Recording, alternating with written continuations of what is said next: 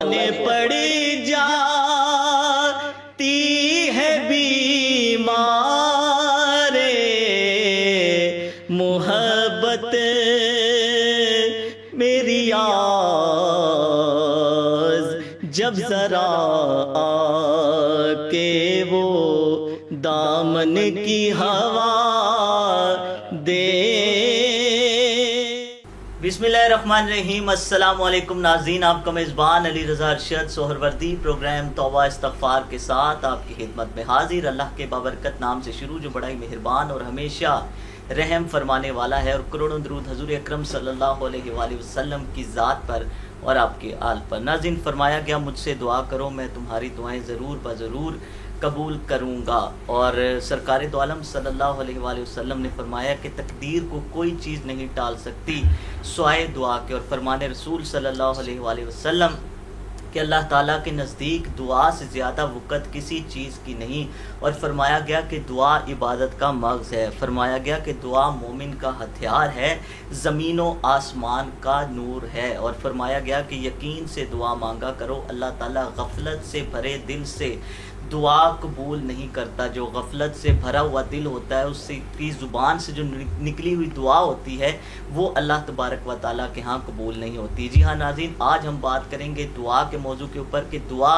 ہماری زندگی میں کس قدر اہمیت رکھتی ہے، اس کی ضرورت انسان کی زندگی میں کس حد تک ہوتی ہے، کس درجہ ہوتی ہے، اور اس حوالے سے بھی انشاءاللہ بات کریں گے کہ انبیاء اکرام علیہ السلام نے جو دعائیں مانگی ہیں قرآن پاک میں جن کا ذکر ہے، ان سے ہمیں کیا درس ملتا ہے۔ اس حوالے سے انشاءاللہ آج جامع بات ہوگی دعا کی ضرورت اور اہمیت کے حوالے سے، اور بات کرنے کے لیے آج بھی اہم شخصیات ہمارے ساتھ اسٹوڈیوز میں تشریف فرمائیں۔ آپ کی جانی پہچانی شخصیت ڈاکٹر محمد ظفر اقبال جلالی صاحب ہمارے ساتھ تشریف فرمائیں، اور ان کے ساتھ تشریف رکھتے ہیں جناب علامہ صاحبزادہ محمد ہاشم جان جلالی صاحب، اور ان کے ساتھ ہمارے تیسرے مہمان ہیں علامہ صاحبزادہ محمد حماد ظفر جلالی صاحب۔ ان تینوں آپ کی جانب بڑھتے ہیں، پروگرام کا باقاعدہ آغاز کرتے ہیں، سوالات کا سلسلہ شروع کرتے ہیں، اور ان احباب کو خوش آمدید بھی کہتے ہیں۔ جی السلام علیکم ورحمۃ اللہ وبرکاتہ۔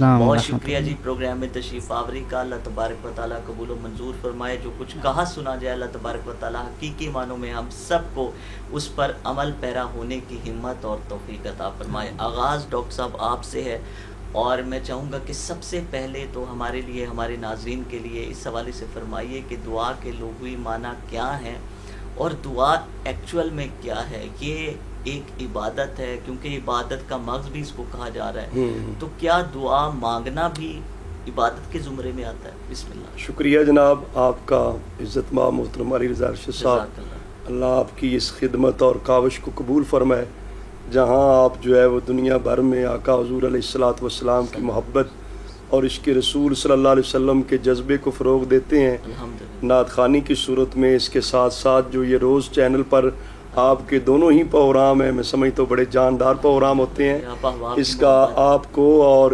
روز چینل کی انتظامیہ خصوصاً ایس کے نیازی صاحب کو بھی کریڈٹ جاتا ہے کہ آپ نے یہ پروگرام شروع کیا۔ مجھے یاد ہے کہ جب کرونا وائرس میں لوگوں کے لیے مشکلات تھیں، اس ٹائم یہ توبہ استغفار کا سلسلہ شروع ہوا تھا۔ تو حقیقت تو یہ ہے، اللہ تعالیٰ اس کی بہترین جزا عطا فرمائے۔ بندہ مومن کو ہر وقت ہی اللہ کے حضور رجوع کرتے رہنا اور توبہ استغفار کرتے رہنا، یہ بندہ مومن کے لیے لازم اور ضروری ہے۔ جب بندہ خالق کا ہے، اس خالق کی نعمتوں میں تو کبھی کمی نہیں آتی، نعمتیں تو بدستور جاری رہتی ہیں، تو خواہ بندے کے لیے مشکل حالات بنے خواہ آسانی کے حالات بنے، دونوں حالات کے اندر ہمیشہ بندہ مومن اللہ کی حضور جو ہے نا دعا کرتا رہے، اوزاری کرتا رہے، یہ بندے کی نجات اور کامیابی ہے۔ ڈاکٹر صاحب آپ کی اجازت سے ایک بات عرض کروں، میں پڑھ رہا تھا اس حوالے سے کہ کہا گیا کہ اگر تم چاہتے ہو کہ تنگی میں اور مصیبت میں تمہاری دعائیں قبول ہوں، جو آپ نے بات کی بالکل کہ تنگی میں اور مصیبت میں تمہاری دعائیں قبول ہوں، تو تمہیں چاہیے کہ فراغی میں اور آسانی میں اللہ سے دعا کرتے۔ میں بھی بالکل اسی حدیث پاک کی طرف ہی میں آگے بات کرنے لگا تھا، بڑا اچھا کہ آپ نے یاد بھی دلا دیا۔ اس میں آقا حضور علیہ السلام نے یہ واضح طور پر ارشاد فرمایا کہ جو یہ پسند کرتا ہے کہ اسے مشکل حالات کے اندر اس کی دعا کو اجابت مل جائے، اللہ تعالیٰ قبول فرمائے، اسے چاہیے کہ پھر جب اللہ نے خوشحالی دی ہے، وسعت اور فراخی دی ہے، بندے کے لیے مشکلات نہیں ہیں، اس وقت بھی اللہ کی بارگاہ میں دعا کرتا رہے۔ بلکہ حدیث پاک کے کلمات فَلْيُكْثِرِ الدُّعَاء، جس کا مطلب ہے دعا کثرت کے ساتھ کرتا رہے۔ اس لیے کہ جس طرح آپ نے پوچھا ہے کہ دعا کا تو لغوی معنی ہی پکار ہے، تو اللہ کی بارگاہ میں پکار اس سے بڑھ کر اور کیا عبادت ہو سکتی ہے؟ اچھا ڈاکٹر صاحب، دعوت بھی اسی سے ہی ہے، دعا سے؟ جی دعوت بھی ہے، جی دعوت بھی ہے، صحیح ہے۔ تو یہ دعوت بھی ہے کہ اللہ کی بارگاہ میں عرض بھی ہے، اللہ کی بارگاہ میں ایک پکار بھی ہے، ایک فریاد بھی ہے، اوزاری ہے۔ تو دعا جو ہے اس کو آقا حضور علیہ الصلوۃ والسلام نے اپنے ارشادات عالیہ میں جہاں عبادت قرار دیا، الدعاء مخ العبادہ قرار دیا۔ یہ تو عبادت کا بھی مغز ہے، روح عبادت ہے یہ۔ پھر یہ باہمی ربط اور تعلق بھی ہے نا انسان کا اپنے رب کے ساتھ، وہ ایک تعلق جو ہے بندے عبادت کا بھی مقصد تو یہ یعنی کہ ہم اللہ کی فرما برداری میں ہیں، اللہ کے حکم کی تعمیل میں ہے۔ تو جو بندہ اللہ تعالیٰ سے مانگ رہا ہے وہ ڈائریکٹ اس کا رابطہ تو اللہ سے ہی ہو رہا ہے نا۔ سبحان اللہ۔ اللہ کے حضور جب اور زاری کر رہا ہے، فریاد کر رہا ہے، وہ سارا عبادت تو بندگی شمار ہوتا ہے، جو آپ نے ابھی شروع کے تمہیدی کلمات میں کہا بھی ہے کہ غافل دل کے ساتھ نہ کی جائے۔ یہ نہ ہو کہ دعا اٹھائے ہوئے ہیں، توجہ دھیان ٹی وی سکرین کی طرف ہے، یا میچ دیکھا جا رہا ہے، کوئی اور شغل دیکھا جا رہا ہے، اس طرح دعا نہ ہو۔ دعا کی جائے تو میں بلکہ آداب دعا میں پڑھ رہا تھا، مجھے خود بڑا لطف آیا کہ بندہ دعا کرتے کرتے اللہ کی بارگاہ میں آگے اس کیفیت میں چلا جاتا ہے کہ لفظ بھی نہیں نکل پا رہا ہے، بولنا بندے کے لیے مشکل ہو گیا، خاموشی اختیار۔ اس میں انہوں نے لکھا کہ یہ جو حالت بندے کو طاری ہو جائے کہ اللہ کی بارگاہ میں ہاتھ کھڑے ہیں، آقا اللہ تعالیٰ کی بارگاہ میں آگے مزید کچھ کہنے کو بھی نہیں کر رہا، وہ بھی اللہ کی بارگاہ میں حالت اور کیفیت جو دل کی ہے نا، وہ زیادہ قابل قبول ہے۔ سبحان اللہ، سبحان اللہ۔ صاحب زیادہ ہاشم جان جلالی صاحب، دیکھیں کہ انسان اگر کسی کے پاس کچھ مانگنے کے لیے ایک بار چلا جائے، دو بار چلا جائے تو شاید اس کو مل جائے، تیسری بار جانے والا بھی سوچتا ہے کہ میں اب کس منہ سے جاؤں، اور جس کے پاس جایا جاتا ہے وہ بھی سوچتا ہے کہ اس کو اور کوئی نہیں ملتا، یہ بار بار میرے پاس ہی آ جاتا ہے۔ لیکن اللہ تبارک و تعالیٰ کی ذات ایک ایسی ذات ہے کہ جو فرمایا گیا کہ جو مجھ سے دعا نہیں کرتا میں اس سے ناراض ہوتا ہوں۔ اللہ اکبر، جو مجھ سے نہیں مانگتا میں اس سے ناراض ہوتا ہوں۔ بندے سے مانگو تو وہ ناراض ہے، اللہ سے نہ مانگو تو وہ ناراض ہے۔ فرمائیے۔ بسم اللہ الرحمن الرحیم۔ اس میں میں سب سے پہلے آپ کا شکریہ ادا کرتا ہوں، آپ نے مجھے اس خوبصورت پروگرام میں انوائٹ کیا، اور اس چینل کی بھی اس کاوش کو اللہ تبارک و تعالیٰ اپنی بارگاہ میں قبول فرمائے۔ تو جیسا کہ آپ کا سوال ہے کہ لوگوں کے پاس جاتے ہیں تو لوگ تو ناراض بھی ہو جاتے ہیں، لوگ تو دل بھی دکھا دیتے ہیں، مگر اللہ تبارک و تعالیٰ کی ذات ایسی ہے کہ وہ خوش ہوتی ہے، وہ چاہتی ہے کہ ہمارے سے بار بار دعا کی جائے، میرا بندہ میرے سے مانگے۔ اور اس میں ایک بندگی کی چیز آ جاتی ہے نا، غلام آقا سے مانگتا ہے۔ اسی طرح پتہ چلتا ہے جب ایک انسان اللہ تبارک و تعالیٰ کا بندہ ہے تو پھر وہ اللہ تبارک و تعالیٰ سے ہی مانگے گا، جیسے ایک بیٹا اپنے باپ سے ہی مانگ سکتا ہے، کسی پڑوسی سے نہیں مانگ سکتا۔ اس سے پتہ چلتا ہے آقا علیہ الصلوۃ والسلام کی حدیث مبارکہ جو آپ نے ابھی بیان کی سوال کرتے ہوئے، جس میں آقا علیہ الصلوۃ والسلام نے فرمایا من لا یسأل اللہ یغضب علیہ، جو اللہ تبارک و تعالیٰ سے سوال نہیں کرتا اللہ تبارک و تعالیٰ اس سے ناراض ہوتا ہے۔ دیکھیں کتنی بڑا مقام ہے اور ایک درجہ ہے دعا کا کہ آقا علیہ الصلوۃ والسلام نے اس میں دعا کے بارے میں بہت زیادہ فضائل بیان کیے ہیں، احادیث مبارکہ بہت زیادہ آئی ہیں۔ الدعاء هو العبادہ، جیسے دعا عبادت ہے، اب یہ بھی حدیث مبارکہ ہے۔ اسی طرح دیکھا جائے تو احادیث مبارکہ کا بہت جگہ پر ذکر آیا دعا کا احادیث مبارکہ میں، اسی طرح قرآن مجید میں بھی دعا کا بہت زیادہ ذکر آیا، جس میں وَإِذَا سَأَلَكَ عِبَادِي عَنِّي فَإِنِّي قَرِيبٌ أُجِيبُ دَعْوَةَ الدَّاعِ۔ اچھا میں یہی آپ کی اجازت سے میں ایک بات عرض کروں کہ یہی اسی طرف میں جو ہے وہ آنا چاہ رہا تھا اور آپ سے عرض کرنا چاہ رہا تھا کہ فرمایا گیا نا کہ یہ پوچھتے ہیں میرے بارے میں، اللہ اکبر، تو کیا فرمائیے اے حبیب ان سے کیا کہہ دیجئے؟ اور میں پھر یہ بھی فرمایا گیا کہ جب کوئی پکارنے والا مجھے پکارتا ہے. انسان تو یہ سمجھتا ہے کہ شاید میری دعا قبول نہیں ہو رہی ہے, اس میں تاخیر ہو رہی ہے, لیکن نہیں, فرمایا گیا کہ جب بھی کوئی پکارنے والا مجھے پکارتا ہے میں اس کی پکار کو سنتا ہوں. جی بالکل, اسی میں بھی حدیث مبارکہ آتی ہے. آقا علیہ الصلوۃ والسلام نے فرمایا جب کوئی انسان دعا کرتا ہے تو اس کے 3 درجے ہوتے ہیں. بالکل صحیح. اب اس میں سب سے پہلا تو یہ درجہ ہوتا ہے کہ دعا اس کی فوراً سے قبول ہو جاتی ہے. بالکل ٹھیک. دوسرا یہ کہ اس کی دعا آخرت کے لیے ذخیرہ بن جاتی ہے. اللہ اکبر. تیسرا یہ کہ اس انسان پر آنے والی کوئی مصیبت ٹل جاتی ہے. اب یہ آقا علیہ الصلوۃ والسلام نے فرمایا ہے, تو اس سے یہ پتہ چلتا ہے دعا کوئی بھی رد نہیں ہوتی, قبول ہی قبول ہے. بالکل ایسے ہی ہے جس طرح سے ہر دعا میں اللہ تبارک و تعالی نے فرمایا, جیسے نبی ہیں حضرت یونس علیہ السلام, آپ نے دعا کی تو اللہ تبارک و تعالی نے فرمایا انہ لیس من اہلک انہ عمل غیر صالح, یہ ہمارے اہل میں, آپ کے اہل میں سے نہیں ہے, ان کے عمل ٹھیک نہیں ہے. اللہ. تو اس میں پتہ چل گیا دعا کی قبولیت اور رد میں کوئی حکمت ہوتی ہے. ویسے تو یہ ہے کہ دعا کوئی بھی ہے وہ رد نہیں ہوتی. اور اگر وہ یہ بھی ہے نا کہ اگر انسان آخرت میں دیکھے گا کہ جو میری دعا قبول نہیں ہوئی, اور اللہ تبارک و تعالی نے وہ آخرت میں اس کے درجات کی بلندی کے لیے اس کو جو ہے وہ پوسٹ پونڈ کر دیا, اللہ تبارک و تعالی اس کو اس کا اجر دے گا. کوئی بھی دعا کہے گا کہ میری دعا کوئی قبول ہی نہ ہوتی دنیا میں. بالکل ایسے ہی ہے, جو دعا دنیا میں نہیں قبول ہوتی, اس میں بھی آقا علیہ الصلوۃ والسلام کی حدیث مبارکہ ہے. آقا علیہ الصلوۃ والسلام نے فرمایا اس انسان کی دعا قبول نہیں ہوتی جو انسان جلدی کرتا ہے. پوچھا گیا اب جلدی کیسی, تو اس میں جواب ملا, آقا علیہ الصلوۃ والسلام نے فرمایا جلدی اس طرح سے ہے کہ جو شخص دعا کرتا ہے بعد میں فوراً سے ہی ناشکری کرنے لگ جاتا ہے, کہتا ہے کہ قبول نہیں ہوئی میری دعا, تو اس انسان کی دعا قبول نہیں ہوتی. یہ تو ہم اکثر کرتے جب اس طرح سے کیا جاتا ہے تو اس انسان کی دعا نہیں قبول ہوتی. بالکل صحیح. حدیث مبارکہ سے واضح پتہ چلتا ہے کہ ہمیں عاجزی سے اللہ تبارک و تعالی سے بار بار دعا کرنی چاہیے. بہت اچھے. ہمیشہ دعا سے ہمیں اس کا اجر ہی ملتا ہے, کوئی نقصان نہیں ہوتا. سبحان اللہ. اسی لیے تو کہا گیا نا کہ دعا مومن کا ہتھیار ہے. بالکل. تو ہتھیار تو انسان کے پاس ہمہ وقت ہوتا ہے نا مشکل میں, جب دعا سلاح المؤمن وعماد الدین ونور السماوات والارض.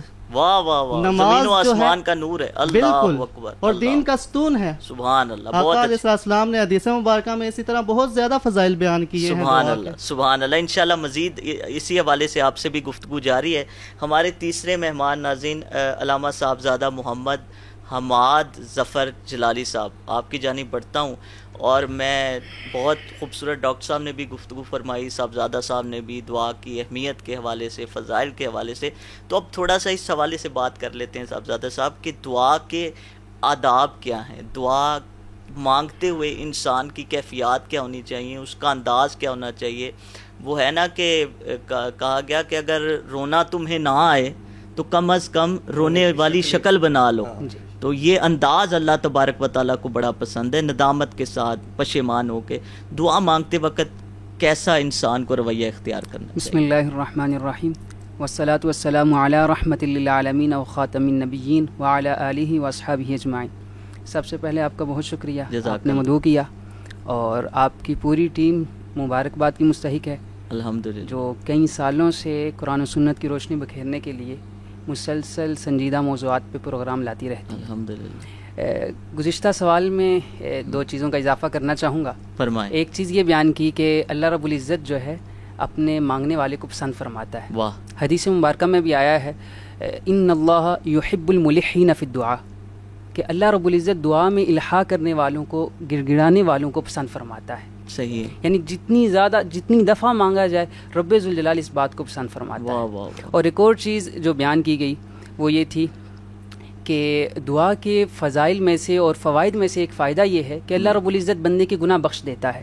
سبحان اللہ. دعا جو ہے گناہوں اچھا, کا دعا مانگنے سے انسان, اس میں انسان اپنے گناہوں کی معافی نہیں مانگ رہا, جی, صرف اللہ تبارک و تعالیٰ سے دعا مانگ رہا ہے کسی بھی حوالے سے, تو اس کے گناہ معاف ہو جائیں گے. بالکل. اللہ حدیث قدسی ہے, اللہ رب العزت ارشاد فرماتا ہے یا ابن آدم انک ما دعوتنی ورجوتنی غفرت لک علی ما کان منک ولا ابالی. اے ابن آدم, جب تک تم مجھ سے دعا کرتے رہتے ہو اور میرے سے امید لگا کے رکھتے ہو میں تمہارے گناہ بخش دوں گا. مجھے کوئی پرواہ نہیں ہے, جتنے بھی زیادہ گناہ ہو رب ذوالجلال گناہوں کو بخش دیتا ہے. کیا بات ہے. اور اب آپ نے ابھی جو سوال کیا اس کے متعلق کچھ بیان کرنا چاہوں گا کہ دعا کے جو آداب ہیں وہی دعا کی قبولیت کے اسباب بھی ہیں. واہ واہ واہ واہ. کہ جتنا زیادہ دعا کے آداب کو ملحوظ خاطر رکھا جائے گا اتنی ہی زیادہ دعا کی قبولیت کا وہ سبب بھی بنے. گویا کہ آداب کی جو شرائط ہیں وہی قبولیت کی شرائط ہیں. بالکل.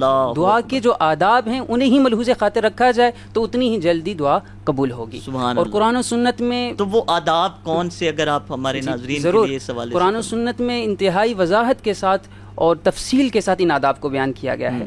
مولانا نقی علی خان علی رحمہ نے اپنی کتاب میں تقریباً 51 آداب بیان کیے ہیں. اچھا. اور اعلیٰ حضرت مجدد دین و ملت امام احمد رضا خان علی رحمہ نے 60 تک ان آداب کو بیان کیا ہے. 51 سے 60 تک لے گئے ہیں. اللہ. اور سب سے پہلا سبب جو بیان کیا خاص چیزیں جو آپ سمجھتے ہیں ضروری صرف چند آداب بیان کروں گا. پہلا سبب جو انہوں نے ذکر کیا وہ یہ ہے کہ دعا کرتے وقت خشوع اور خضوع کے ساتھ دعا کی جائے. ٹھیک ہے. دل جمی کے ساتھ دعا کی جائے. بالکل. اس کے بارے میں حدیث مبارکہ میں آتا ہے اللہ رب العزت ارشاد فرماتا ہے ان اللہ لا ينظر الى صورکم واموالکم. اللہ رب العزت تمہارے مالوں کی طرف نہیں دیکھتا, تمہاری صورتوں کی طرف نہیں دیکھتا. ولکن ينظر الى قلوبکم واعمالکم. تمہارے اعمال کی طرف دیکھتا ہے اور تمہارے قلوب کی طرف دیکھتا ہے. یعنی یہ وہ بات ہو گئی کہ جو بڑائی ہے یا اللہ تبارک و تعالیٰ کے نزدیک ہونے کا جو معیار ہے وہ تقوی ہے. کسی اجمی کو کسی عربی پر کوئی فضیلت حاصل نہیں ہے. صرف اپنے دل کو پاک صاف کرنا ہے. جتنا دل پاک صاف ہوگا اتنی ہی زیادہ دعا جلد قبول ہوگی. سبحان اللہ. یوں ہی دعا کے آداب میں سے ایک ادب یہ ہے کہ انسان کا بدن پاک صاف ہو. بالکل ٹھیک. جگہ پاک صاف ہو. بالکل. لباس پاک صاف ہو. بالکل. حدیث قدسی میں آتا ہے اللہ رب العزت ارشاد فرماتا ہے ان اللہ تعالی طیب لا يقبل الا طیبا.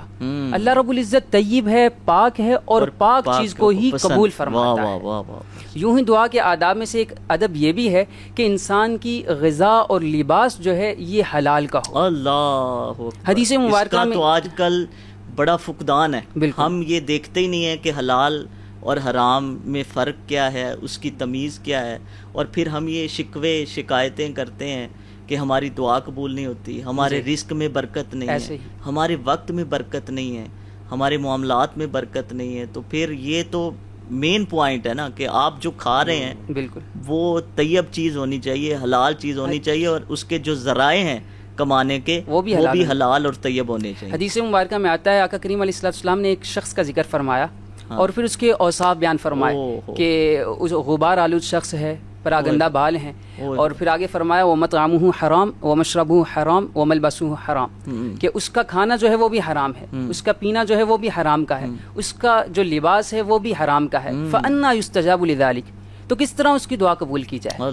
یعنی قبولیت دعا کے لیے یہ لازمی چیز ہے کہ انسان اپنی تمام چیزوں میں حلال چیزوں کا لحاظ رکھے. بالکل صحیح. میں اب واپس آؤں گا آپ کی طرف ڈاکٹر صاحب.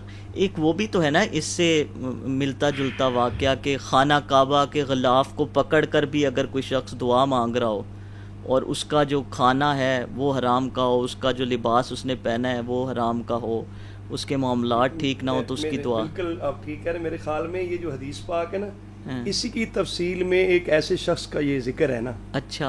کہ وہ بظاہر جو ہے اس کی حالت یہ ہے کہ وہ غلاف کعبہ کو پکڑ کے دعا کر رہا ہے. مقام وہ ہے جو مقام اجابت ہے. اللہ اس جگہ پہ جا کر دعائیں قبولیت کا شرف پاتی ہیں. تو پھر اس جگہ پر بھی اگر قبولیت نہیں مل رہی تو گویا کہ قبولیت کی جو بنیادی شرط تھی وہ یہ تھی کہ اس کا کھانا پہننا پینا یہ متم ملبس مشرب اس کا حلال کا ہوتا. تو یہ سے پتہ چلتا ہے کہ ہمیں اس بات کا تو ہوتا ہے کہ ہماری دعائیں قبول نہیں ہو رہی. کبھی ہم نے اس بات پہ بھی غور کیا کہ قبولیت کے لیے جو بنیادی شرائط ہے وہ ہمارے اندر کیوں پائی نہیں جا رہی. جب پائی نہیں جا رہی تو پھر کیسے قبولیت ہو. تو وہ یہی ہے کہ وہ اس حدیث پاک کے اندر بندہ عرض کرتا ہے یا رب یا رب یا رب, بار بار عرض کر رہا ہے رب کی بارگاہ میں, لیکن اس کا کھانا پہننا پینا حرام کا ہے. حضور نے فرمایا انا یستجاب لکم, کہاں سے قبولیت ملے. بالکل صحیح. قبولیت کے لیے تو یہ بنیادی چیز تھی, وہ پائی نہیں گئی. سبحان اللہ سبحان اللہ. بلکہ ڈاکٹر صاحب نے ابھی ایک بات کی کہ دعائیں جہاں پر لازمی قبول ہوتی ہیں, بلکہ میں تو یوں کہوں گا کہ وہ ایسی جگہ ہے, ایسی بابرکت اور پاک جگہ ہے کہ دعائیں بھی جہاں پر ناز کرتی ہوں گی. بالکل. ہم اس جگہ پر مانگی جا رہی ہیں. تو ڈاکٹر صاحب کسی خاص مقام پر کسی خاص جگہ پر جا کر دعا مانگنا کیسا ہے, اور اس کی قبولیت کے جو چانسز ہوتے ہیں وہ بڑھ جاتے ہیں؟ کوئی شک نہیں اس میں. اللہ تبارک و تعالیٰ کے محبوب جو بندے ہیں ان کی دعائیں اللہ کو قبولیت کرنے میں بھی محبوب ہوتی ہیں. سبحان اللہ. حضور علیہ الصلوۃ والسلام جو ہیں اللہ کے محبوب ہیں نا. سبحان اللہ. حضور علیہ الصلوۃ والسلام کی دعا رب کی بارگاہ میں کتنا جلدی شرف قبولیت پاتی ہے. کیا بات ہے. بلکہ وہ حضرت مولانا امام احمد رضا بریلوی رحمۃ اللہ نے فرمایا تھا اجابت کا سیرا عنایت کا جوڑا دلہن بن کے نکلی دعائے محمد. سبحان اللہ. اجابت نے جھک کر گلے سے لگایا بڑی اس ناز سے دعائے محمد. سبحان اللہ. آقا حضور علیہ الصلوۃ والسلام محبوب ہیں تو محبوب کی دعا قبول ہوتی ہے. اور یہ بھی کہا گیا نا آقا حضور علیہ الصلوۃ والسلام نے دعا کی جو خطبہ جمعۃ المبارک کے دوران تو بارش آ گئی, پھر پورا ہفتہ بارش, پھر آئندہ جمعہ پہ دعا روکنے کی. اس کو اللہ رحمۃ اللہ علیہ نے اس انداز میں بیان کیا ہے نا, جن کو سوئے آسماں پھلا کے جل تھل بھر دیے, صدقہ ان ہاتھوں کا پیارے ہم کو بھی درکار ہے. سبحان اللہ. یعنی اللہ کی بارگاہ میں ایک تو ہاتھوں کو اٹھایا, پھر اٹھایا کس نے؟ محبوب نے. جب محبوب ہاتھ کو اٹھا لیتا ہے دعا کی قبولیت مل جاتی ہے. سبحان اللہ. اسی والے سے ایک شاعر نے کہا تھا کہ ممبر پہ جب حضور نے بارش کے واسطے, سبحان اللہ, ممبر پہ جب حضور نے بارش کے واسطے دستے دعا اٹھائے تو ایک نعت بن گئی. ایک نعت بن گئی, کوئی شک نہیں ہے. تو یہ پھر یہ ہے کہ آقا حضور علیہ السلام محبوب ہیں جو محبوبان بارگاہ ہیں. ایک دوسری حدیث قدسی میں آتا ہے رب ذوالجلال فرماتا ہے اذا سألنی لأجیبنہ, جب یہ میرا پاک بندہ, میرا محبوب بندہ جو عبادت بندگی کر کر کے میرا مقرب بنتا ہے, محبوب بنتا ہے, جب وہ مجھ سے دعا کرتا ہے تو اس کی دعا کو میں ضرور قبول کر لیتا. سبحان اللہ. تو یہ خاص جگہ پر جا کر دعا مانگی. یہ پھر خاص مقامات میں جو بیت اللہ شریف ہے, روضہ رسول اکرم صلی اللہ علیہ وسلم ہے, اور یہ مسجد حرام شریف, مسجد نبوی شریف, مسجد اقصی, یہ محبوب ترین مقامات ہیں. یہ مقدس ترین مقامات ہیں. جتنا زیادہ مقدس ہوگا, متبرک مقام ہوگا, اتنی قبولیت اس میں بڑھ جائے گی. اولیاء اللہ کے مزارات پر جا کر جو دعائیں مانگی جاتی ہیں. جی جی, میں اس حوالے سے اضافہ کرنا چاہوں گا آیت کریمہ کے حوالے سے. سورہ آل عمران میں سیدنا زکریا علیہ السلام کا واقعہ ذکر ہے. ہنالک دعا زکریا ربہ, کہ اس جگہ پہ سیدنا زکریا علیہ السلام نے اپنے رب سے دعا کی. آگے دعا کیا ارشاد فرما, اور وہ جگہ کون سی تھی؟ بیت المقدس کا محراب تھا, خاص مقام تھا جہاں پہ رحمت الہیہ کا نزول ہوتا ہے. وہاں پہ انہوں نے دعا کی, اور پھر دعا کیا کی؟ قال رب هب لي من لدنك ذرية طیبہ, اے رب مجھے اپنی طرف سے ذریت طیبہ عطا فرما. صرف اولاد کی دعا نہیں کی, بلکہ ساتھ یہ بھی سکھا رہے ہیں کہ جب اولاد کی دعا کرنی ہے تو ساتھ نیک اولاد کی دعا کرنی ہے. انک سمیع دعا, بے شک تو ہی دعا کو سننے والا ہے. تو اس سے پتہ چلتا ہے کہ پاک جو مقامات ہیں, جو اولیاء اللہ کی بارگاہیں ہیں, جہاں پہ رحمت الہی کا نزول ہوتا ہے, وہاں پہ دعائیں قبول ہوتی ہیں. یہ قرآن و سنت سے واضح ہے. اسی طرح اولیاء کرام کا جو ہے وہ بھی جو ہے باقاعدہ طور پر ایک مجرب ہے. صحیح. حضرت امام موسیٰ کاظم رضی اللہ تعالیٰ کی قبر مبارک کے بارے کہا گیا, اور بڑے بڑے مشائخ نے, بزرگوں نے کہا کہ قبر الامام موسیٰ الکاظم تریاق مجرب لاجابت الدعاء. حضرت امام موسیٰ کاظم رضی اللہ تعالیٰ جو حضور علیہ السلام کی اولاد پاک سے ہیں, ان کی قبر انور پر کی جانے والی دعا جو ہے اجابت کے لیے تریاق مجرب ہے.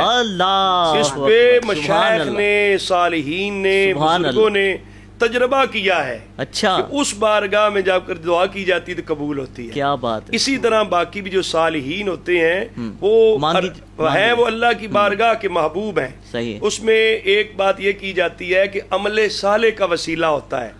عمل صالح آخر بندہ ہی کرتا ہے نا. بالکل ہے. تو ہمارا عمل اس لیول کا نہیں ہے. جس کے واسطے سے دعا کی جا رہی ہے اس کا مقام وہ ہے. سبحان اللہ. وہ اللہ کی بارگاہ میں محبوب ہے. آقا حضور کی بارگاہ, آقا حضور کا جو مرتبہ مقام ہے رب کی بارگاہ میں, اب ہمارا عمل وہ کیا حیثیت رکھتا ہے, نہ جانے وہ اس لائق قبولیت کے ہے یا نہیں. حضور کی ذات گرامی تو مقبول بھی ہے, محبوب بھی ہے.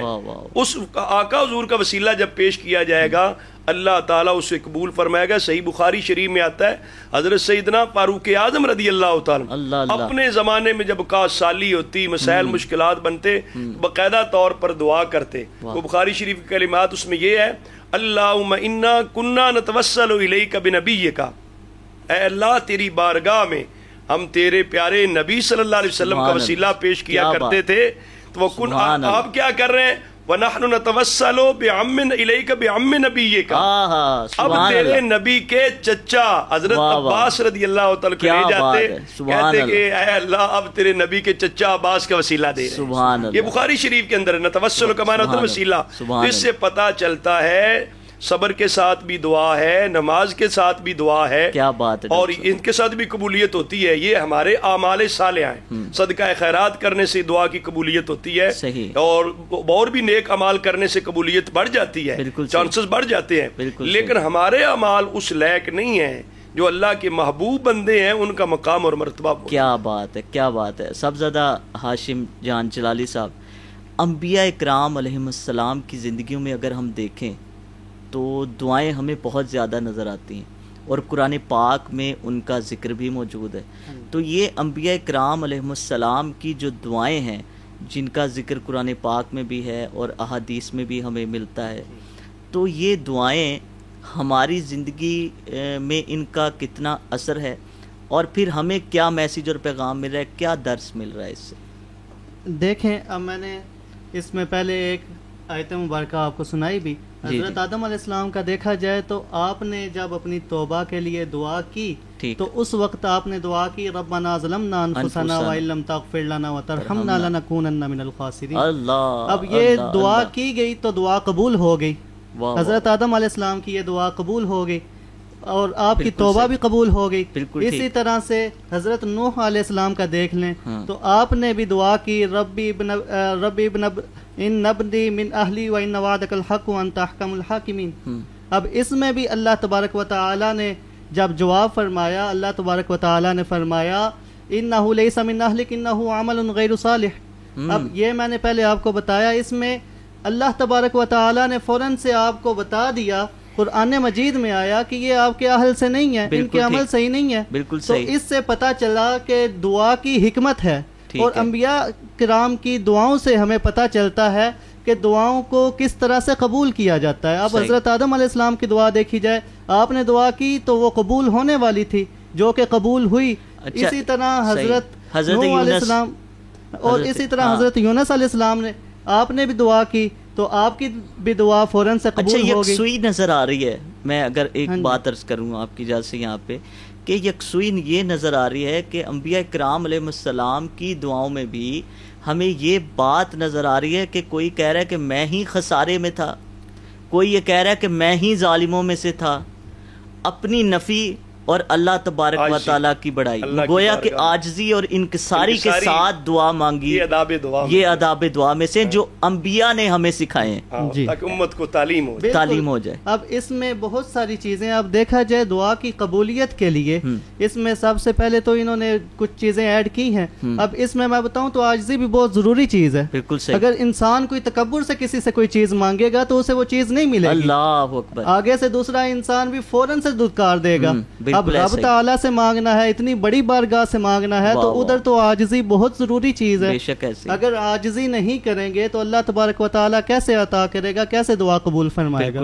تو اسی لیے اس میں دعا کے آداب میں آتا ہے کہ انسان کو تکلف نہیں کرنا چاہیے, دعا میں ایسے الفاظ کی بناوٹ نہیں کرنی چاہیے. کوشش کرنی چاہیے کہ دعا بے شک ٹوٹے پھوٹے الفاظ سے ہو, دل سے ہو, بات جو دل سے نکلتی ہے. بالکل. اللہ, رب تو وہ رب ہے نا جو ایک چونٹی کے چلنے کے قدموں کی بھی آواز سنتا ہے. تو وہ رب کیسے ایک انسان کے دل کی بات نہیں سنے گا.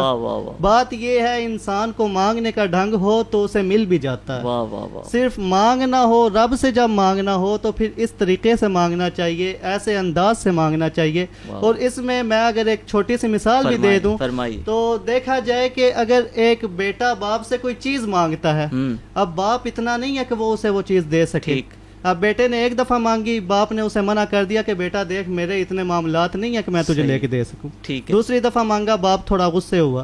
تیسری دفعہ مانگا تو باپ زیادہ غصے ہو گیا, اس نے کہا میں ڈاکہ ڈال لوں, چوری کر لوں. اب دیکھیں وہ باپ تو غصے ہوا, بیٹے نے فوراً سے باپ کو بولا کہ آپ میرے اوپر نا غصہ کر رہے ہیں. تو پھر باپ نے بولا اور میں کیا کروں. بیٹے نے کہا آپ آرام سے بات کر سکتے ہیں, میں تو آپ کا بیٹا ہوں, آپ سے ہی مانگوں گا. اللہ اکبر. اب ایسے ہی جو دے سکتا ہے انسان اسی سے سے مانگے گا. اگر لوگوں سے مانگے گے تو وہاں تو بہت سی توقعات ہوتی ہیں, بہت سے دل ٹوٹتے ہیں, بہت سا پتہ نہیں ہوتا کہ اگلا انسان دے گا نہیں دے گا. دونوں چیزوں میں اگر اگلا انسان دے بھی دیتا ہے تو اس میں بھی انسان کو شرمندگی, اگر نہیں دیتا پھر بھی شرمندگی. وہ ایک سجدہ جسے تو بہت گراں سمجھتا ہے, 1000 سجدوں سے دیتا ہے آدمی کو نجات. حماد صاحب زیادہ, حماد صاحب کچھ ایڈ کرنا چاہ رہے ہیں آپ؟ میں دعا کے آداب میں ہی کچھ چیزوں کا اضافہ کرنا چاہوں گا. فرمائیے. کہ سب سے پہلی بات یہ ہے کہ جب دعا کی جائے تو دعا کی ابتدا میں بھی اور انتہا میں بھی رب ذوالجلال کی حمد بیان کی جائے, بالکل تعریف اور توصیف بیان کی جائے. ایک بات رہ گئی تھی, وہ میں چاہ رہا تھا کہ ایڈ ہو جائے درود پاک کے حوالے سے, وہ اس کے بعد بیان کروں گا انشاءاللہ. کہ جب دعا کی جائے تو رب ذوالجلال کی حمد اور توصیف بیان کی جائے. کہ ہاں مخلوق کا یہ طریقہ کار ہے, عادت ہے کہ جب مخلوق میں سے کسی کی تعریف بیان کی جاتی ہے تو اسے پسند آتی ہے. بالکل صحیح. تو خالق کائنات جو راز کی کائنات ہے, اس کائنات کو بنانے والا ہے, رب ذوالجلال سب سے زیادہ اس بات کو پسند فرماتا ہے کہ اس کی تعریف کی جائے. اللہ, اور تھوڑی تعریف کرنے پہ بھی بہت زیادہ خوشی کا اظہار فرماتا ہے اور بے شمار عطا فرماتا ہے. واہ واہ. اس سے ایک مجھے بات یاد آ گئی, قطع کلامی معاف, میں ڈاکٹر صاحب آپ کی اجازت سے آپ لوگوں کی, آپ نے فرمایا نا کہ تھوڑا سا بھی اگر اس تعریف کی جائے یا اس کا ذکر کیا جائے. وہ ایک شخص تھا نا جو وہ بت کے سامنے کہتا رہتا تھا, اس کو پکارتا رہتا تھا, تو ایک دن غلطی سے اس کے منہ سے نکل گیا. یہ زلیخا کے بارے میں بات آتی ہے حضرت یوسف علیہ السلام کے معاملہ پہ. اللہ, وہ بار بار سانامی سانامی سانامی کہتی تھی. ایک دفعہ آپ نے ایسا الفاظ نیند کی حالت میں, نیند آ گئی, سانامی سانامی کہتے تو ایسے الفاظ بولے, سامانی یعنی میرا بت, سانامی تو تھا میرا بت, مگر اس سے ملتا جلتا کوئی ورڈ تھا جس کا معنی تھا بے نیاز. اللہ تبارک و تعالی نے سمادی, سانامی کی بجائے سمادی. سانامی کا مطلب ہے میرا بت, اللہ سمادی کا مطلب میرا بے نیاز. اللہ تبارک و تعالی نے فوراً سے فرشتے کو بولا کہ جاؤ ان کی دعا قبول کرو. انہوں نے کہا کہ تو غلطی سے, اللہ فرشتے نے عرض کی کہ یا رب یہ تو غلطی سے انہوں نے بولا, وہ تو سانامی سانامی کہہ رہی تھی. تو اس پر اللہ تبارک و تعالیٰ نے فرمایا کہ اگر آپ ابھی نہیں جاؤ گے, بے شک غلطی سے بول رہا ہے, تو مجھ میں اور بت میں فرق کیا بات ہے. سبحان اللہ, سبحان اللہ, سبحان اللہ. کمپلیٹ کریں پھر. بالکل پتہ چلتا ہے کہ اللہ تبارک و تعالیٰ کو جب بھی یاد کیا جاتا ہے, غلطی سے بھی یاد کیا جائے تو دیکھیں رب تعالیٰ کتنا راضی ہوتا ہے. سبحان اللہ. حماد صاحب آپ فرما رہے تھے کہ تھوڑا سا بھی یاد کیا جائے تو اللہ تبارک و تعالیٰ. اور دعا کے آداب میں سے یہ بھی بیان کیا گیا ہے کہ جس چیز کو مانگنا ہے رب ذوالجلال کا وہ صفاتی نام بول کر اگر دعا کی جائے تو وہ دعا جلد قبول ہوتی ہے. اچھا. اگر رزق طلب کرنا ہے تو یا رزاق کہہ کر پکارا جائے, اگر علم طلب کرنا ہے یا علیم کہہ کر پکارا جائے. اور حدیث مبارکہ میں واضح طور پر آتا ہے, آقا کریم رؤوف الرحیم صلی اللہ علیہ وآلہ وسلم نے ارشاد فرمایا کہ رب ذوالجلال نے اپنے اسم پاک ارحم الراحمین اس اسم پاک پہ ایک فرشتہ مقرر کیا ہے. اچھا. اس فرشتے کی ذمہ داری یہ ہے کہ جب بھی کوئی انسان 3 مرتبہ یا ارحم الراحمین پکارتا ہے تو وہ فرشتہ جو ہے اس شخص کو کہتا ہے کہ اے انسان ارحم الراحمین تیری طرف متوجہ ہوا. اللہ, یعنی سب سے زیادہ رحم کرنے والی جو ذات ہے وہ تیری طرف متوجہ ہے. جب رحمت الہیہ انسان کی طرف متوجہ ہوتی ہے تو فوراً دعا قبولیت کے درجے پر فائز ہو جاتی ہے. سبحان اللہ. اور اس سے پہلے آپ نے بات کی تھی کہ دعا کے اول اور آخر میں درود شریف پڑھنا. جی. بہقی شریف کی حدیث مبارکہ ہے اور روایت کرنے والے حیدر کرار سیدنا علی المرتضیٰ رضی اللہ تعالیٰ عنہ ہیں. آپ ارشاد فرماتے ہیں کہ آقا کریم رؤوف الرحیم صلی اللہ علیہ وآلہ وسلم نے ارشاد فرمایا الدعاء محجوب عن اللہ حتی یصلی علی محمد و اہل بیتی. کہ دعا جو ہے یہ اللہ تعالیٰ سے پردے میں ہے, محجوب ہے. حتی یصلی, یہاں تک کہ آقا کریم علیہ السلام اور اہل بیت کرام علیہم الرضوان پہ درود پڑھا جائے. سبحان اللہ. ایک مثال دے کے اپنی بات کو مکمل کرنا چاہوں گا. علماء کرام رحمۃ اللہ تعالیٰ علیہ مجمعین اس حدیث مبارکہ کو ایک مثال کی صورت میں بیان فرماتے ہیں کہ دعا جو ہے یہ ایک پرندے کی مانند ہے. اللہ. اور جو درود پاک ہے اس کی ابتدا اور انتہا میں درود شریف پڑھنا ہے یہ پرندوں کے اس کے پروں کی مانند ہے. اللہ, اڑان اس کے اوپر ڈیپینڈ کرتی ہے. جیسے پرندہ جو ہے بغیر پروں کے اڑ نہیں سکتا, یوں ہی دعا جو ہے اس وقت تک قبولیت کے درجے پہ فائز نہیں ہوتی جب تک اس کی ابتدا اور انتہا میں آقا کریم رؤوف الرحیم صلی اللہ علیہ وآلہ وسلم کا اس میں گرامی ذکر نہ کیا جائے اور درود شریف نہ پڑھا جائے. سبحان اللہ. ایک کلام ڈاکٹر صاحب آج پہلی دفعہ ہی اس کلام کو پڑھنے کی سعادت حاصل ہو رہی ہے, تو اس کے 2-3 اشعار میں پیش کر. بہت خوب جناب. خود شناسی کی شروعات مدینے میں ہوئی، مجھ سے میری بھی ملاقات مدینے میں ہوئی، مجھ سے میری بھی۔ بہت خوب جی، ماشاءاللہ، بہت خوب۔ ہم تکلف سے جو مکے میں نہ کر پائے تھے،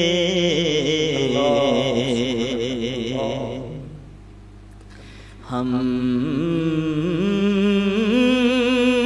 تکلف سے جو مکے میں نہ کر پائے تھے،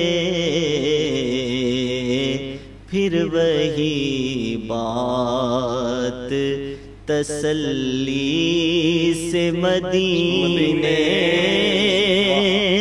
میں ہوئی، پھر وہی بات تسلی سے مدینے میں ہوئی۔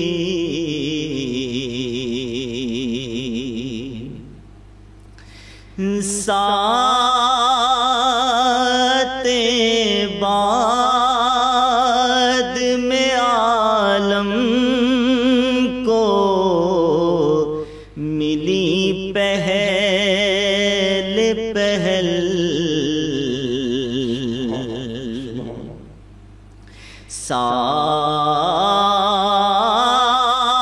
ساتیں بعد میں عالم کو ملی پہل پہل،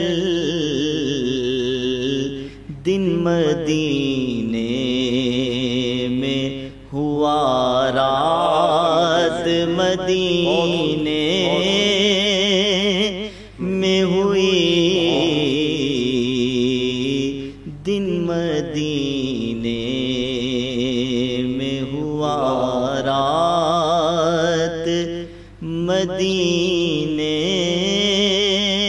میں ہوئی۔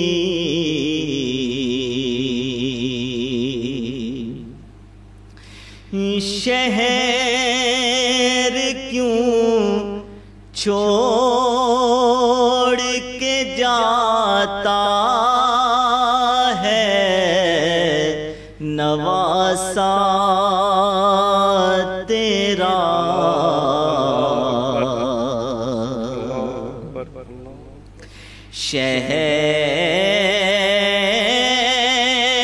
شہر کیوں چھوڑ کے جاتا ہے نواسا تیرا، یا نبی ایسی بھی کیا بات مدینے میں ہوئی، یا نبی ایسی بھی کیا بات مدینے میں ہوئی، مجھ سے میری بھی ملاقات مدینے میں ہوئی، خود شناسی کی۔ ماشاءاللہ، بارک اللہ جی، مجھ سے میری بات بھی مدینے میں ہوئی. اللہ جو معرفت ملی، جو پہچان ملی، خود شناسی نصیب ہوئی، سبحان اللہ، حضور علیہ الصلوۃ والسلام کے صدقے میں ہوئی. اللہ آپ جو پہلے کہہ رہے تھے کہ جو اجابت دعا کے مقامات ہیں، واہ واہ، اس میں حضور نبی رحمت صلی اللہ علیہ وسلم کا روزہ پرانوار جو ہے، سبحان اللہ، جسے قرآن نے وَلَوْ أَنَّهُمْ إِذْ ظَلَمُوا أَنفُسَهُمْ جَاءُوكَ، اللہ، محبوب تیری بارگاہ میں آ جائیں، واہ واہ، بڑے بڑے جو جانوں پہ ظلم کر لیں، بڑے بڑے گناہ کر لیں، تیری بارگاہ میں آ گئے، استغفار کی آپ نے سفارش کر دی، لوجد اللہ تواب الرحیم، جو پھر اللہ تعالیٰ کو توبہ قبول کرنے والا، رحم کرنے والا پائیں. اللہ تو پہلے بھی تواب ہے، رحیم ہے، لیکن محبوب کی بارگاہ میں جب جا کر کرو گے پھر اللہ تعالیٰ حضور کے وسیلے سے اس کو جلدی اجابت دے گا. جس طرح حضرت مولانا امام احمد رضا بریلوی رحمۃ اللہ علیہ نے بھی آقا حضور کی بارگاہ میں جو ہم نے وسیلہ لینا ہے، شفاعت لینی ہے، سفارش کروانی ہے، اس کے بھی کچھ آداب لکھے ہیں. فرماتے ہیں لب واہ ہیں، آنکھیں بند ہیں، پھیلی ہیں جھولیاں، کتنے مزے کی بھیک تیرے پاک در کی ہے، تجھ سے چھپاؤں منہ تو کروں کس کے سامنے، کیا اور بھی کسی سے توقع نظر کی ہے، مانگیں گے مانگے جائیں گے، منہ مانگی پائیں گے، سرکار میں نہ ہے نہ حاجت اگر کی ہے. باقی لوگ کہتے ہیں نہیں دیتے، نہیں دینا، یا دے نہیں سکتے، یا کہتے ہیں کہ اگر یہ کرو تو ہم دیں گے، لیکن حضور کی بارگاہ تو کریم بارگاہ ہے نا.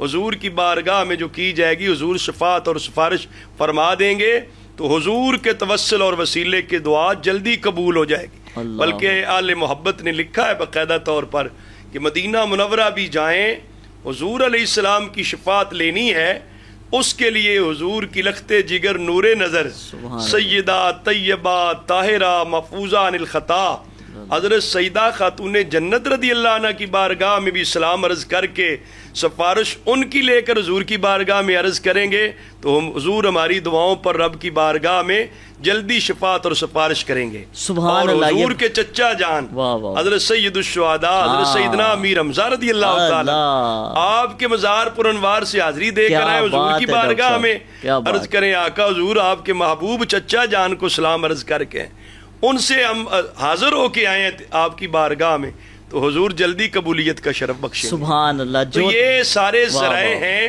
ہمیں چاہیے دعا کی قبولیت کے لیے آداب بھی مد نظر رکھیں، اس کی شرائط بھی مد نظر، اور یہ سارے وسیلے اور ذرائع بھی جہاں دنیا کے اور کاموں کے لیے ہم ذرائع بناتے ہیں، قبولیت دعا کے لیے رب کی بارگاہ میں پیش کرنی ہے. ڈاکٹر صاحب اس کے لیے بھی زیادہ ذرائع قبول جو طلبگار بخشش ہے اس سے کہو بارگاہ نبی میں پہنچ جائے وہ، راستہ مغفرت کا یہی ایک ہے اور بجز اس کے کوئی بھی چارہ نہیں. اور ابھی میں نے بھی یہی بات کی نا، اور بیدم شاہ وارسی صاحب نے فرمایا کہ عجب تماشا ہو میدان حشر میں بیدم کہ سب ہو پیش خدا اور میں روبروئے رسول. اور ابھی جو میں نے کلام پیش کیا اس میں بھی یہ تھا کہ ہم تکلف سے جو مکے میں نہ کر پائے تھے، پھر تسلی سے وہی بات مدینے میں ہوئی. اور یہ میں عرض کر دوں کہ یہ منہ کی تعریف نہیں، الحمدللہ ڈاکٹر صاحب ایک ایسی شخصیت ہیں کہ آپ کے ساتھ گھنٹوں کسی بھی موضوع پر پروگرام کیا جائے تو وہ کم ہے، اور انسان کا جی نہیں بھرتا، انسان کا جی چاہتا ہے کہ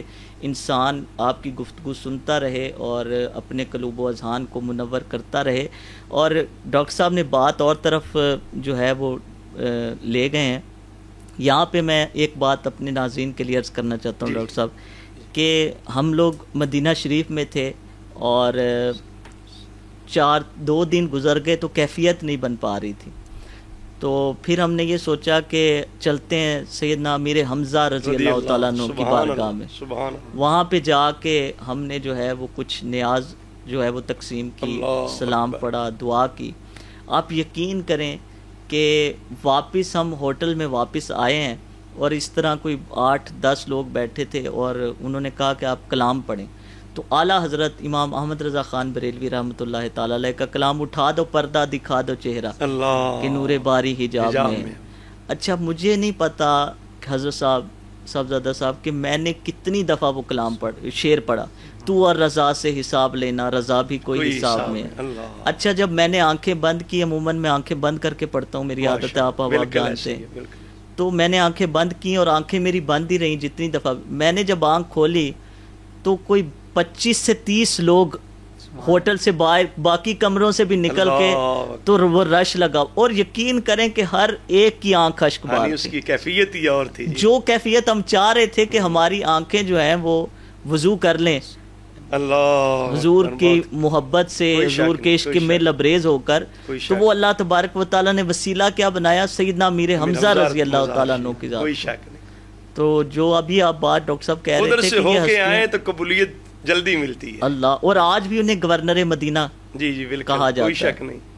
اچھا یہ میں عرض کر دوں ہاشم صاحب آپ کی طرف میں آؤں گا اور پھر لاسٹ کمنٹس بھی مجھے شامل کرنے، کوئی ایسی ساعتیں، کوئی ایسی گھڑیاں ہوتی ہیں نا کہ ان میں دعا لازمی قبول ہوتی ہے، تو وہ کون سی ایسی گھڑیاں ہیں؟ اور پھر والد کے حوالے سے کہا جاتا ہے کہ والد کی دعا اپنی اولاد کے حق میں، اچھا یہاں والدہ کا ذکر نہیں ہے، خاص والد کا ذکر ہے، ان کی قبول ہوتی ہے، مسافر کی دعا قبول ہوتی ہے، تو کون سی گھڑیاں ایسی کون سی ہیں؟ اس میں قبولیت کے مقام بھی ہیں اور وقت بھی ہے۔ تو اب قبولیت کا وقت اگر دیکھا جائے تو سالوں میں دیکھا جائے تو ایک مہینہ ہے رمضان المبارک، سبحان اللہ، اس میں اگر دعا کی جائے دعا کو زیادہ قبولیت کا درجہ ملتا ہے۔ کیا بات ہے۔ اسی طرح دنوں میں دیکھا جائے تو دنوں میں جمعۃ المبارک، واہ واہ، جمعۃ المبارک پہ دعا کی جائے وہ قبول ہوتی ہے۔ کیا بات ہے۔ انسان اگر فرض نماز کے بعد دعا کرتا ہے تو اس وقت دعا قبول ہوتی ہے، بالکل صحیح۔ اس کے علاوہ انسان سجدے کی حالت میں ہو ہاں اس وقت دعا قبول ہوتی ہے۔ اچھا یہ ہاشم صاحب یہ کہا جاتا ہے کہ جب انسان سجدے کی حالت میں ہوتا ہے تو اللہ تبارک و تعالیٰ کے سب سے زیادہ قرب میں ہوتا ہے، قریب ہوتا ہے، بالکل سب سے زیادہ قریب ہوتا ہے، اور اللہ تبارک و تعالیٰ اس بندے کی بات کو زیادہ درجہ دیتا ہے اور دیکھتا ہے کہ ایک میرا بندہ میرے سامنے جھک کر اتنی عاجزی سے، اتنی محبت سے اور اتنا گڑ گڑا کے یا جس طرح سے بھی دعا مانگ رہا ہے تو اس طرح رب تعالیٰ اس کی دعا کو زیادہ قبول فرماتا ہے۔ سبحان اللہ۔ اسی طرح اگر قبولیت کے اوقات میں دیکھا جائے تو ایک حدیث مبارکہ میں بھی آتا ہے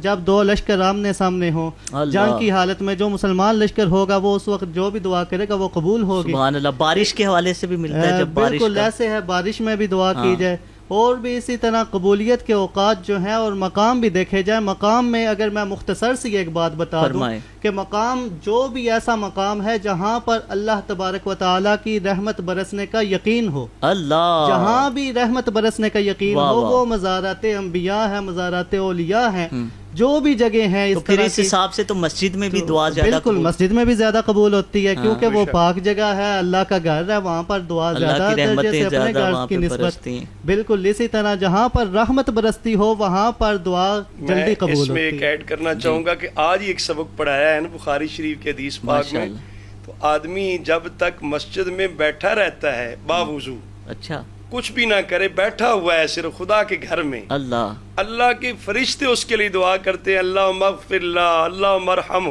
واہ واہ۔ میں ان پڑھنے والے دورہ حدیث شریف کے طلبہ علماء سے کہہ رہا تھا، ہم والدین سے دعا لیتے ہیں، مشائخ سے لیتے ہیں، اساتذہ سے لیتے ہیں، صحیح، ہمیں اللہ تعالیٰ کے فرشتوں سے دعا لینے کی اگر ضرورت پیش آئے نا تو مسجد میں وضو کر کے مسجد میں چلے جائیں، جتنی دیر بیٹھے رہیں گے، جب تک باوضو بیٹھے رہیں نا اللہ کے فرشتے دعا دے رہے ہیں۔ سبحان اللہ۔ سب زیادہ حماد صاحب جی کچھ آپ ایڈ کرنا چاہ رہے ہیں اس حوالے سے؟ میں یہی کہنا چاہوں گا کہ جس طرح آج کا پرفتن دور ہے اور ہر چیز میں زوال آیا ہے، ہر چیز میں ہی ہم گراوٹ کی طرف گئے ہیں، تو ہمیں اس بات کی طرف ضرور توجہ کرنی چاہیے کہ اپنا تعلق جو ہے وہ دین کے ساتھ مضبوط کرنا چاہیے۔ بالکل، بہت صحیح، اپنا بہت تعلق اچھا جو ہے وہ خالق کے ساتھ اور زیادہ مضبوط کرنا چاہیے، بالکل بجا، اور خالق کے ساتھ تعلق مضبوط کرنے کا ایک بڑا ذریعہ جو ہے وہ دعا ہے۔ واہ واہ، کہ دعا کے اندر انسان خشوع و خضوع کرتا ہے، پوری عاجزی و انکساری کرتا ہے، خود کو رب ذوالجلال کی بارگاہ کی طرف لوٹا دیتا ہے کہ میں تیری طرف ہی ہوں، تجھ سے ہی مانگتا ہوں، تیری ہی عبادت کرتا ہوں۔ تو یہ ایک بہت بڑا ذریعہ ہے